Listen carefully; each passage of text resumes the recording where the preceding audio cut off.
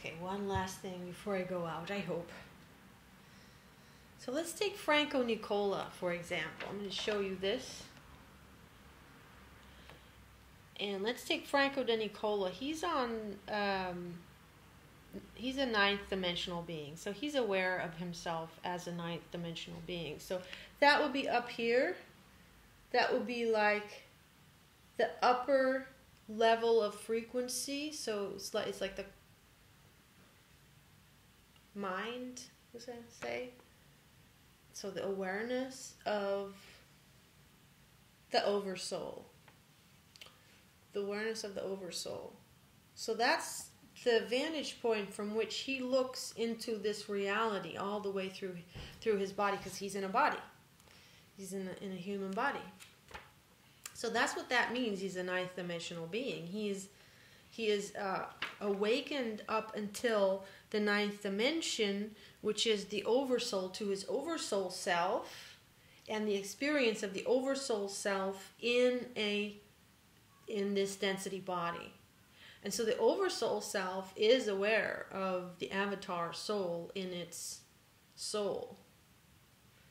Just like, I mean, if I can be aware of my soul in my body, absolutely, then then it's only logical that at that higher expansion of consciousness that the oversoul is definitely aware of the avatar soul, of the avatar self that it has. So I like this example because there have been ninth dimensional beings that have been contacting people telepathically, people that are awakened to the degree that they awaken the telepathic abilities in their, well, I just wanted to say brain, but it's also part of the auric body because it's a part of the soul body. The telepathic communication is a part of the mind. It's the soul mind that can telepathically communicate. And so then what's called channeling is when that human being recognizes that it's being telepathically communicated, and then and that human being, from another being in the ninth dimensional being, just like I explained now with Franco, from another ninth dimensional being, but this dimensional being is not a human being on the planet. It's a human being, let's say human being, okay. Although when I use that word human being, it's really just meant for all the humans, all the beings that were born in human form on the Earth's surface and in the inner earth. That to me I would call as a human group being, and that's even split into two, surface and inside, as a group. Why? Because living for thousands of years with these blueprints inside the planet, which has different, it's a different environment, very different environment. At the same time, and nature is the same, yeah? But it has different... Okay, it's obvious. It's obvious that on the inside of the planet there will be different parameters than on the outside. For one thing is that their sun is the core of the planet, and it's like the heart of the planet. It's like the soul of the planet shining through that nucleus of the atom, through the heart of the hearts, and shining so bright because it's pure consciousness shining through the heart of hearts. At least all coming through the heart of the planet, and so it depends on how does it depend? How bright the sun is, on how big the opening is, and it's not really an opening in that sense, but the chakra of the heart chakra in the center of the earth. It depends on how fast that can spin.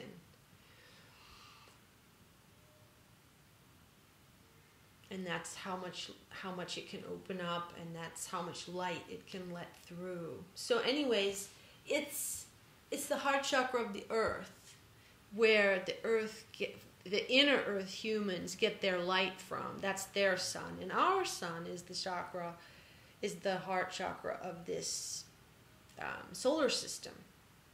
So, there's a different, even though they also receive on the inside of the earth the repercussions of the energies, of being connected to all the other planets, obviously, in our solar system, and the repercussions of the energies that come in from the sun. But on a completely physical level, they don't receive the sun rays in the same way that we do on the surface, and it's a bigger sun. It's a much bigger sun. So those are, I don't know, I haven't thought about that yet. This is the first time I've put it together like this. But one thing is clear is the sun is, and this is also written about from an experiential point of view, that from different sources also, that the center of the Earth's sun is not as strong as the sun. I mean, it's also not as big. It's not as large as the sun in our solar system. So anyways, why did I say that about humans and oversoul? Yeah, and so ninth dimensional human beings also that have been born on different planets than this planet. So what does that mean? It means it's a being in a body that looks like this or slightly different or a lot different. But I don't know what those ninth dimensional, let's say ninth dimensional Pleiadian collective. I've heard that word before. Yeah, I've heard that word before. So I have no idea what they look like, but they have bodies. And it would be just like they were incarnated on a different planet. And anyways, the planet now that is their home planet is vibrating at a higher level. So that it can, because there's huge collectives of them that are all ninth dimensional. And they say that their planet is at a higher dimension than our planet. So that's also why our planet maybe that's the reason why we haven't seen, officially we've never heard of the Pleiades. I'm not sure. Have we, astronomy, have they talked about the Pleiades? Have we seen it yet in the sky? I don't know. Anyways, so that's what channeling is. It's just like if let's say, the woman that's channeling the ninth dimensional being is telepathically communicating with a ninth dimensional being, and it would just be like this channeler woman would be telepathically communicating with, say, Franco de Nicola. Except Franco de Nicola in this case is not Franco de Nicola, but a different being that was born on a different planet and now is not on their planet. But every time those channelers ask, okay, where are you? I think it's always on a ship. So, and I never really understood that. But now I'm starting to understand it. It's a ship. And since their planet is vibrating a lot higher than ours, it means that they have much higher technology, beyond what we as a collective can understand right now. Can go oh yeah, right, okay, Not that I've ever thought about it on a technical level, how that could work, because that's not my forte.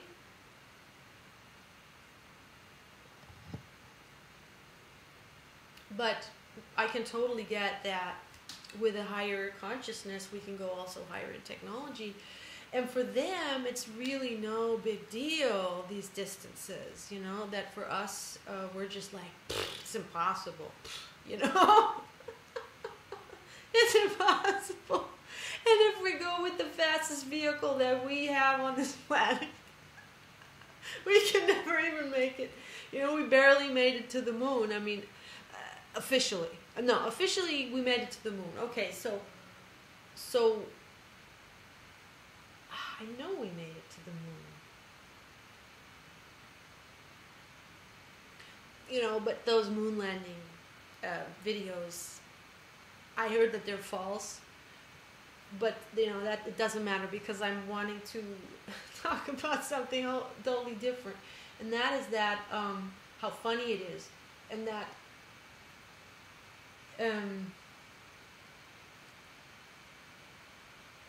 you know, a planet that is much more conscious, okay? Just like, say, Franco de Nicola and me or so, okay? Franco de Nicola and me, because I'm certainly, I don't think I'm on 9th dimensional consciousness. I think 4 is more like it or so, you know? And, so, okay, why did I say that? Okay, I can see Franco de Nicola. Yeah, but I've never seen him physically. He's never been that close that I've seen him physically. I just know he exists through the internet, through his images. Okay, so that would be like the Earth scientists. They can't see with their instruments yet. Let's say the Pleiades, or they can see them, but with all the technology that they know, because what they know and what they've understood, they build. Because for that there is money. For that there is money. Except, okay, that's on another. The people who have the money, they are coming from the place of protection, because they're coming from a place of fear. So of course, if they're coming from the place of fear and their intention is protection, it might be something aggressive. The technology might be like also the research of building of building high technology. If the intention is protection, then that technology may be pretty vicious, you know. And what we're talking about here is a high technology of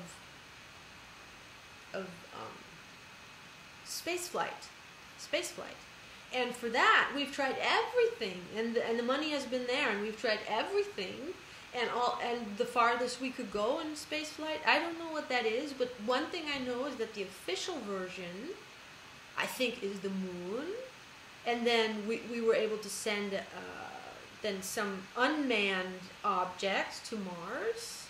And then there's a Hubble telescope that has gone pretty far for our standards. Or actually, I don't know how far out, but I think it's pretty far. And officially, it's like that's the farthest is Hubble, I think, that we sent from, you know, that we managed to somehow make space from us in time. That's the official version. And what I also know is that there's more to it, but it's not like in the mainstream. We can actually go, we're actually trading out there in the solar system, believe it or not. And, I mean, that's what I heard. And so much information over so many years from so many different angles all point to that's very, very likely and makes a lot of sense. And by the way, the guy who's telling the story, or several people telling the story, but I say the eyewitnesses, and I'm talking about Corey Good right now, when he talks, it's like, the guy's not lying, you know? So anyways, how did I get to that? I don't know. Yeah, so we can go a lot further and so forth, but we can't see the Pleiades yet, or if we see them, we cannot imagine how it would even be possible to get from here to there. So, the information, if we cannot even imagine don't have that technology, that we cannot even imagine how to get from here to there, the information coming from the Pleiades, if they are even discovered from our instruments in the night sky, which I don't know 100%. But I kind of like, I'm just going to go with that we have discovered them somewhere, you know, with our instruments in the sky.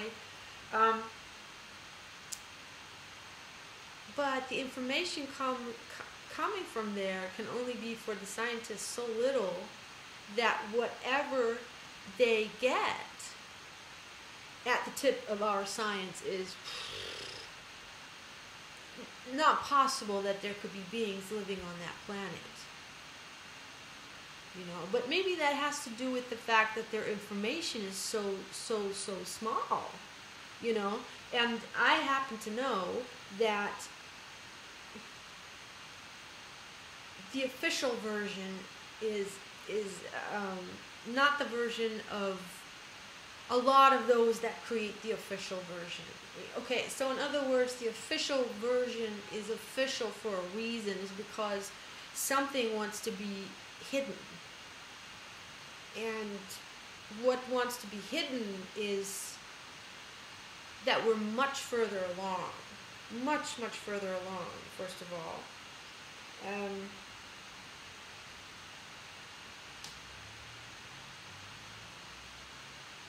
Well, that's true. We are much further along, but okay. That would all go into that story, which I don't want. You know, why is it hidden? That's an angle of no, it's not an angle of this story. It's like an attachment to this story. It's where this story, it's a part of this story, but that's not where I wanted to go.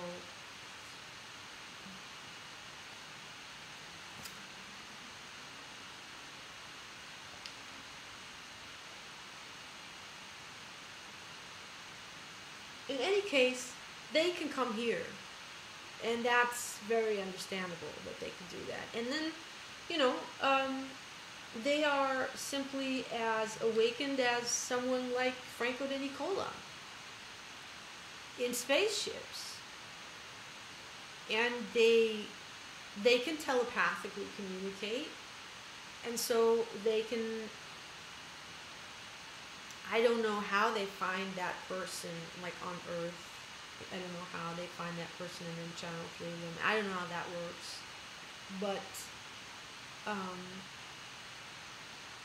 since it's not, I mean, unless I could get an idea how that works if it's within this system here, right? If the oversoul, let's say, right, okay. If the oversoul, the ninth dimension Pleiadian, right, on that spaceship in our outer space somewhere in this solar system, closer to Earth, for them it's like parking in front of the house, you know.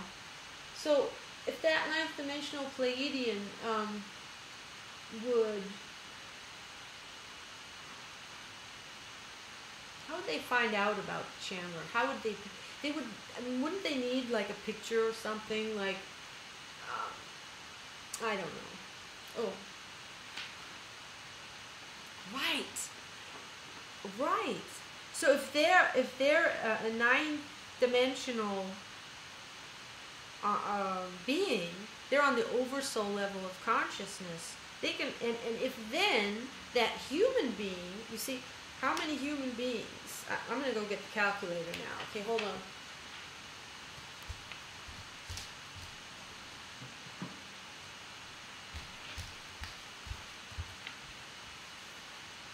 Okay, so it's one human being. It all ends in us, because that's the thing. We're the tip. Okay, so one human being times 12. So that's 12. Oops. 1 times 12. Yeah. So that's 12 souls. No. One human being is one soul. Sorry. I messed up. One human being is one soul, but 12 souls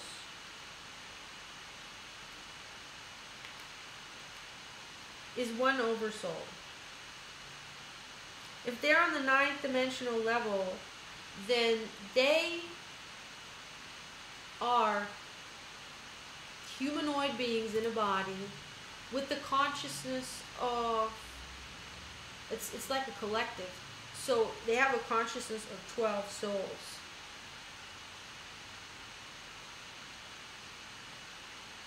Absolutely, they have a that's the thing. That's really hard for us as human beings here in this density to imagine what that's like, because we don't have 12 souls. We have one soul. So they have 12, and those 12 souls could have been born on different planets. Okay? Now, as the human soul is waking up, or no, as the human being is waking up, right, exactly, waking up, and it's waking up deeper and deeper and deeper and deeper, it starts to remember its other, like if it shares 11 other souls, if it's woken up until the 9th dimensional, we have this Pleiadian. So, human being.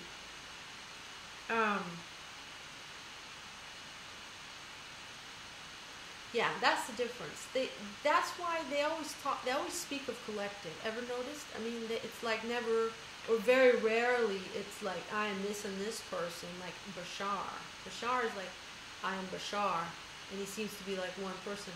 But then there are these, so many collectives that are being channeled. Arcturian collective, Pleiadian collective of, 7, of 12, of, sometimes there's no number, named, I think, and then the different planetary systems, usually Pleiadian or Arcturian.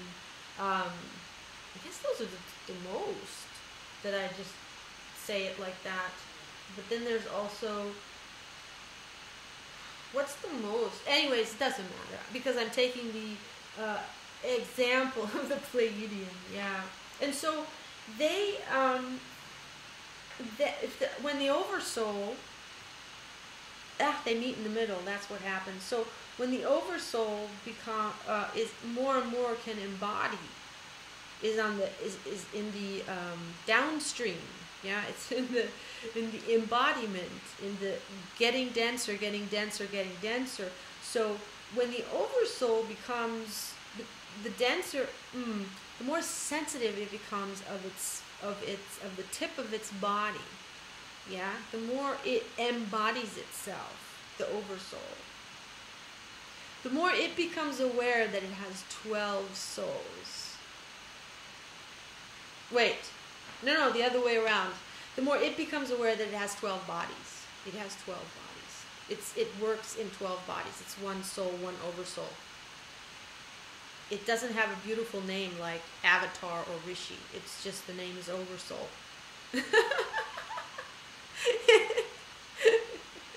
and it is, the Oversoul becomes aware that it is embodied 12 times, so to speak. It's embodied 12 times. It's in 12 different bodies. And those 12 different bodies, they don't all have to be on the same planet. No. The Oversoul has a wider territorium where it can choose from. And one of it is the Pleiades.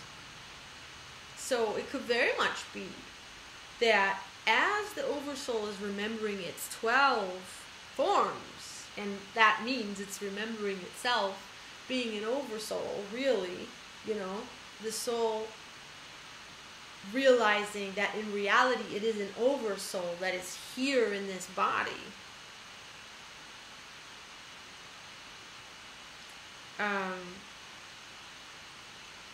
And perhaps as the soul realizes that it takes 12 of it, that it has 11 others that is a part of this soul, because that's the other side of the same coin, then perhaps they start to find each other, because they realize each other. They realize, it's like they realize each other inside each other. And that's why when I wouldn't say that's why, but oftentimes people who channel say this, and I've also experienced this. I mean, I don't know if I can really channel it. I think we're always channeling. Like my friend says, Brent says, we're always channeling. And you know, I get that, because we always have a channel, you know. It's just depending on how open it is to the light of our soul. Anyways, that's another, again, realm topic. Okay, yeah, so as coming from this end of things up, so to speak, one soul in a human body, but a human being that is already aware of its soul, to the third degree. So it's already aware of its soul and vibrating so high that it's in the high sixth density.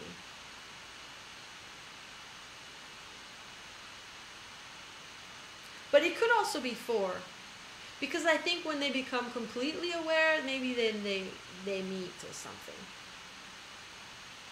You know, when they with that complete awakening into the oversoul. But then that would mean that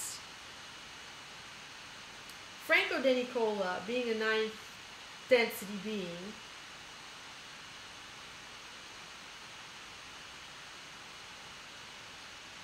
that he would have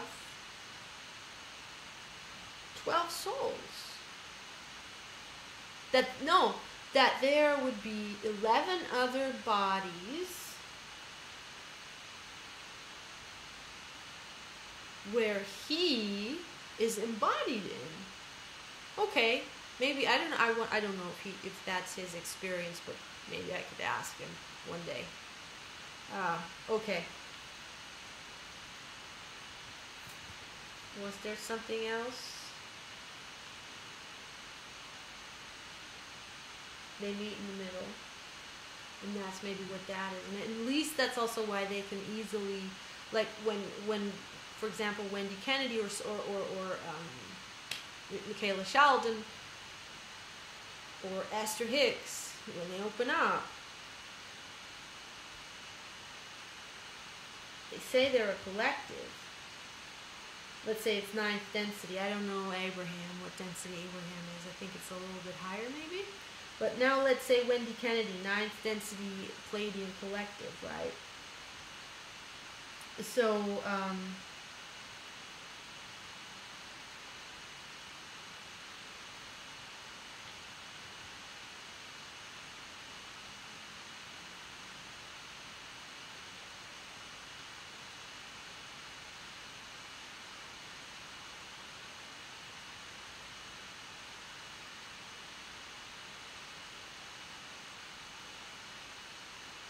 when they open up to channel, so like when Wendy Kennedy channels the 9th dimensional Pleiadians collective, because the 9th dimensional Pleiadian collective is aware of its avatar soul, and it is aware, hence, of the 11 other beings that are oversoul beings at 3rd density oversoul, which is 9th density. Wait, sorry, 9th dimension. Sorry. They're aware of their collective, so they came together, and they work together, and they speak together somehow, because they always say this is the collective speaking. So I always envision how many bodies sitting around like a table, right? So 12 bodies, 12 souls sitting around a table. But it's not like that. The oversoul is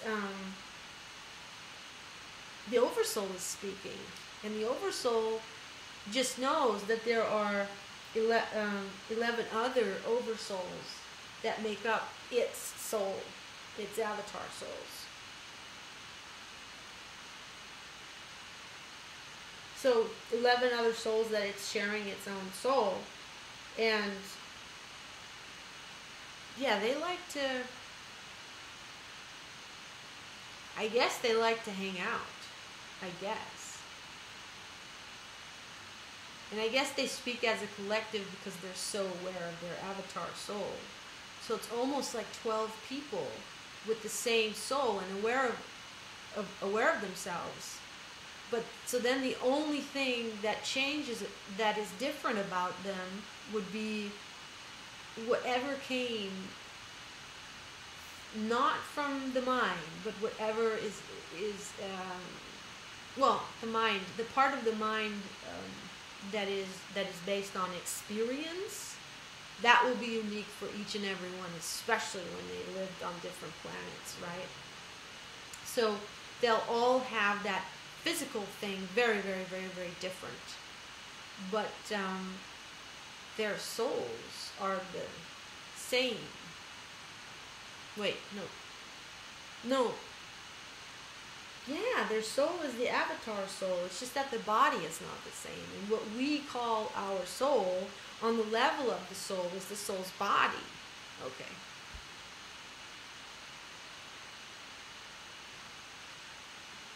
Yeah, and as more and more people are awakening to that level, it only makes sense that they're coming together. And it's like we're attracted because we're all, we have the same soul.